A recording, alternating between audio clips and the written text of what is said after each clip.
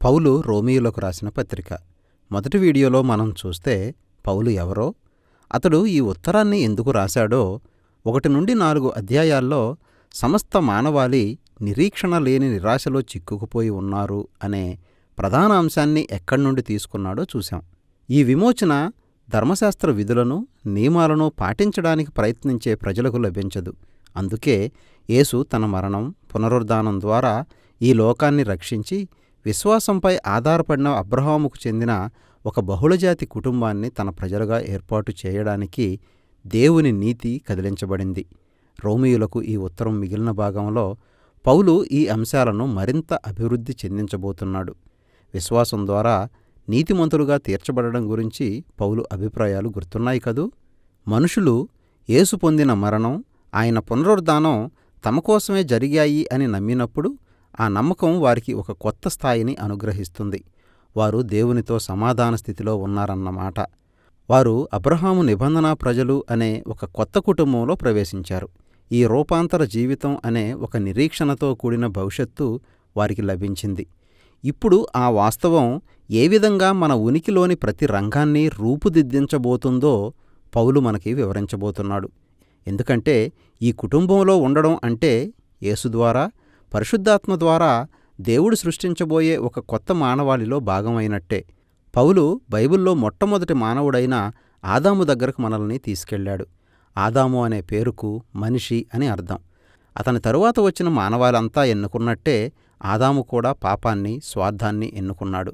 కాబట్టి మనం మరణానికి నడిపించే పాప స్వభావానికి దాసులమై ప్రతి ఒక్కరూ దేవుని తీర్పుకు గురయ్యాం. అయితే పౌలు ఇక్కడ ఆదాముకు, కొత్త ఆదాము అని పిలువబడిన యేసుకు మధ్య పోలికలు చర్చించాడు. యేసు దేవునికి విధేయుడిగా జీవించిన మానవుడు. ఆ విధేయత ఆయన చూపిన త్యాగపూరిత ప్రేమలో కనిపించింది. ఇప్పుడు ఇతరులు కూడా దేవుని ముందు నీతిమంతులుగా తీర్చబడడం కోసం యేసు తన ప్రాణాన్ని వారికి ఒక బహుమానంగా అర్పించాడు. కాబట్టి ఆ బహుమానం ద్వారా రూపాంతరం పొందుతున్న ఆ కొత్త పురుషునికి యేసు శిరస్సుగా నిలిచాడు. ఈ సత్యం మనల్ని 6వ అధ్యాయంలోకి నడిపిస్తుంది. యేసును ఎన్నుకొని ఆయన్ని వెంబడించడం అంటే తమ పాత ఆదాములాంటి పురుషుణ్ణి విడిచిపెట్టి యేసులాంటి ఈ కొత్త పురుషుణ్ణి సంతరించుకోవడం అని రోమ్లో ఉన్న క్రైస్తవులకు పౌలు గుర్తు చేశాడు. వారి బాప్తిస్మం వారి మార్పుకు ఒక పవిత్రమైన గుర్తుగా ఉంది. వారి పాత పురుషుడు యేసుతో మరణించాడు. వారి నూతన పురుషుడు ఆయనతో పాటు మరణం నుండి తిరిగి లేచాడు. కాబట్టి ఒక వ్యక్తి యేసులో విశ్వాసం ఉంచినప్పుడు అతని జీవం యేసు జీవంతో నూతనంగా మారుతుంది. ఆయన విషయంలో ఏవేవి సత్యమో అవన్నీ అతని విషయంలో కూడా సత్యాలే. ఒక వ్యక్తి యేసుపోలికలోని పురుషునిగా తన గుర్తింపును అంగీకరించి వారు దేవుణ్ణి, తమ పొరుగువాణ్ణి యథార్థంగా ప్రేమించగలిగే సంపూర్ణ మానవులుగా ఉండడానికి విమోచించబడ్డామని నమ్మినప్పుడు అది జరుగుతుంది. ఈ విధంగా ఈ కొత్త మానవాళిని సృష్టించడం దేవునికి మొదటి నుండి ఉన్న ప్రణాళిక అయితే, ఆయన ఇశ్రాయేలు జనాంగానికి ధర్మశాస్త్రం లేక హెబ్రీ భాషలో తోరాని ఇవ్వాల్సిన అవసరం ఏమిటి అని పౌలు 7వ అధ్యాయంలో ప్రశ్నించాడు. పౌలు ధర్మశాస్త్రం అనే మాటను వాడినప్పుడు ఒక్కోసారి అతడు బైబిల్లోని మొదటి 5 పుస్తకాల గాథను, దాని సందేశాన్ని ఉద్దేశించి మాట్లాడాడు. ఇతర సందర్భాల్లో అతడు ప్రత్యేకంగా ధర్మశాస్త్రంలో మోషే ద్వారా ఇవ్వబడిన వందల కొద్ది ఆజ్ఞలను ఉద్దేశించి ప్రస్తావించాడు. దీని రెండో భావం పౌలు దృష్టి దేనిమీద ఉంది అన్నదే. ఈ ఆజ్ఞలన్నిటి ఉద్దేశం ఏమిటి? ధర్మశాస్త్రంలోని ఆజ్ఞలు మంచివి. ఇశ్రాయేలు ఏ విధంగా జీవించాలని దేవుని చిత్తమో అవి బోధించాయి. అయితే ధర్మశాస్త్రం వృత్తాంతమంతా గమనిస్తే ఇశ్రాయేలీయులు ఆ ఆజ్ఞలన్నిటినీ భంగపరిచారు. కొన్ని కొత్త ఆజ్ఞలు వారికి ఇవ్వబడినా వారు ఆదాము పాపంలో కొనసాగుతూ తిరుగుబాటు చేశారు. దేవుడు వారికి ప్రత్యేకమైన నైతిక నియమాలు ఏర్పరిచినప్పటికీ అవి మానవుని పాప హృదయం అనే సమస్యను పరిష్కరించలేకపోయాయి. ఇక్కడ వైరుధ్యం ఏమిటంటే ఈ నియమాలు ఇశ్రాయేలును మరింత దోషులుగా చేశాయి. అయితే ఆ వైరుధ్యమే అసలు సమస్య. మానవుని హృదయాన్ని దారి తప్పించింది పాపమే అని స్పష్టం చేయడమే దేవుని ఉద్దేశం. ధర్మశాస్త్రం ఎంత మంచిదైనా ఆ విషయంలో ఏమీ చేయలేకపోయింది. అయితే యేసులో, పరిశుద్ధాత్మలో దానికి ఒక పరిష్కారం లభించింది అని 8వ అధ్యాయంలో పౌలు చెప్పాడు. అది ఇలా వివరించవచ్చు. ధర్మశాస్త్రంలోని ఆజ్ఞలు ఒక భూతద్దంలా పనిచేశాయి. మానవుని పరిస్థితి అనే సమస్యను ఇశ్రాయేలు ప్రజలు అనే ఒక నిర్దిష్టమైన స్థలంపై కేంద్రీకరింపజేసింది. ఇప్పుడు ఇశ్రాయేలు ప్రతినిధిగా యేసు అనే మెస్సయ్య ఆ పాపమంతటి శిక్షను భరించి తన మరణం, పునరుద్ధానాలతో దానిని పూర్తిగా పరిష్కరించాడు. ఆ తరువాత యేసు తన ఆత్మను తన కొత్త కుటుంబంలోకి పంపించి వారి హృదయాలను మార్చడం ద్వారా వారు యథార్థంగా దేవుణ్ణి, పొరుగువారిని ప్రేమించాలి అనే ధర్మశాస్త్ర నియమాలను పూర్తిగా నెరవేర్చేలా చేశాడు. ఇంకా మనం ముందుకు వెళ్తే దేవుడు మనల్ని నూతనపరచడం అనేది తన సృష్టినంతటినీ విమోచించి నూతనపరచడం అనే సంపూర్ణమైన పనిలో మొదటి మెట్టు. తద్వారా ఆయన దానిని ఎక్కడైతే తన ప్రేమ అత్యున్నత స్థానం పొందుతుందో అలాంటి స్థలంగా చేస్తాడు. 1 నుండి 8 అధ్యాయాలు అన్నీ కలిపి ఒక అంశం గురించిన ఒక దీర్ఘమైన చర్చగా మీరు గమనించవచ్చు. అయితే అది మరికొన్ని ప్రశ్నలను లేవనెత్తింది.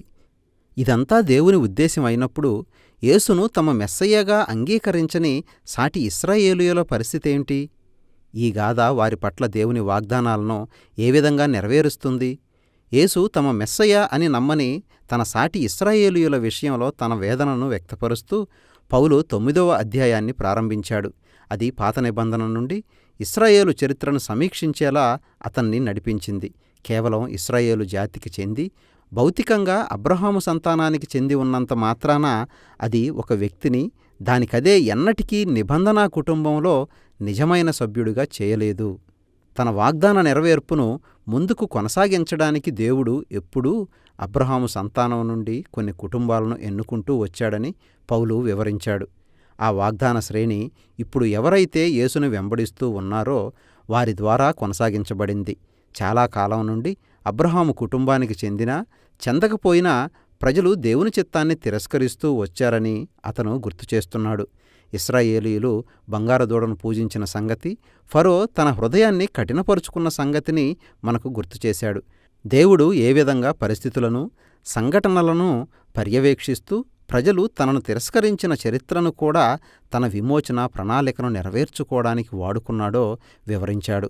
10వ అధ్యాయంలో పౌలు ఇశ్రాయేలు ప్రస్తుత స్థితి మీద తన దృష్టిని సారించాడు. అనేక మంది ఇశ్రాయేలీయులు యేసును తిరస్కరించడానికి కారణం వారు దేవునితో తమ నిబంధనా సంబంధాన్ని, ధర్మశాస్త్ర నియమాలను తామెంతవరకు పాటించగలిగాం అనే దాని ఆధారంగా లెక్కించారు. విచారకరమైన సంగతి ఏమిటంటే దేవుడు యేసు ద్వారా విశ్వాసం ఆధారంగా ఒక కొత్త నిబంధనను ఏర్పరచడానికి చేసిన పనిని గుర్తించలేకపోయారు. 11వ అధ్యాయంలో ఇశ్రాయేలు భవిష్యత్తు ఏమిటి అని పౌలు అడుగుతున్నాడు. దేవుడు తన ప్రజల్నింకా విడిచిపెట్టేశాడా? ఎంతమాత్రం కాదు అనేది అతని జవాబు.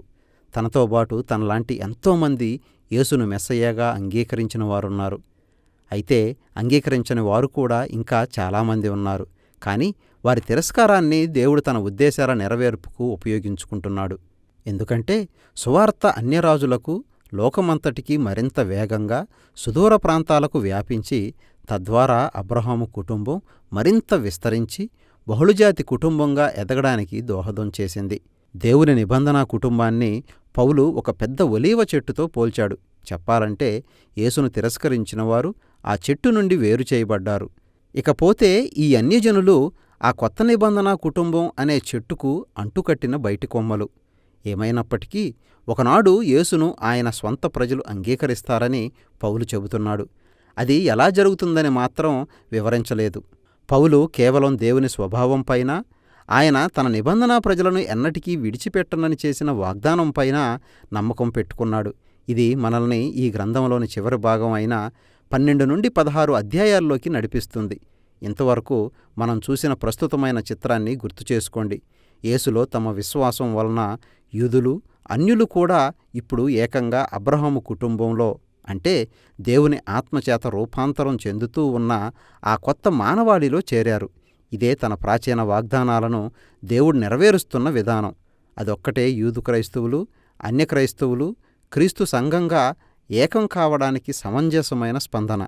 12 నుండి 13 అధ్యాయాల్లో ఈ ఐక్యత తమను తాము ప్రేమకు, క్షమాపణకు అప్పగించుకోవడం వల్లనే సాధ్యమవుతుంది అని అతడు వివరించాడు.